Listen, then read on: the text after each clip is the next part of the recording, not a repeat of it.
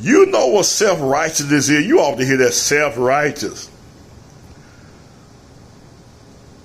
Establish your own righteousness. Self-righteous. You know most churches are self-righteous.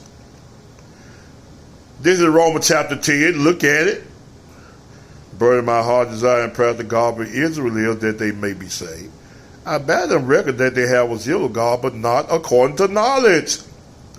For they being ignorant of God's righteousness, going about to establish their own righteousness, have not submitted themselves to the knowledge of God.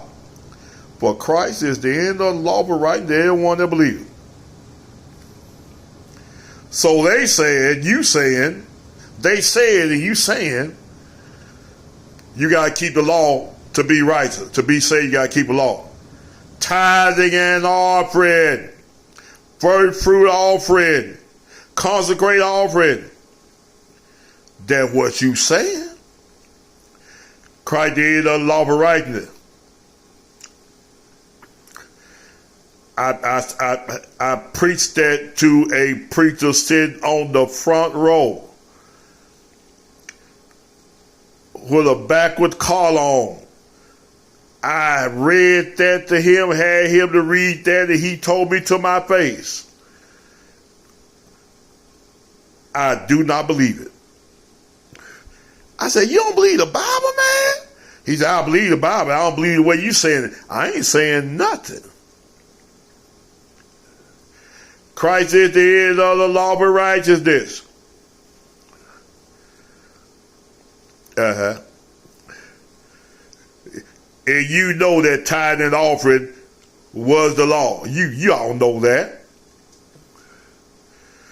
Jesus said this you ought to have done, not left. Matthew 23:23. Jesus said this you ought to have done, not left the other undone. The other way you matter of the law. Read Hebrews chapter 7. Most stop at verse 5. Read the whole chapter. It's going to show you, my God, you say that Levitical, hallelujah, system is still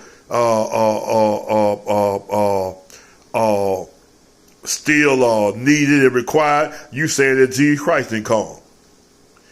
It said perfect without the Levitical priesthood, what for the need whatever Christ called. You are Antichrist. Well, Abraham paid tithe. So God received Abraham tithe. They would try to tell me.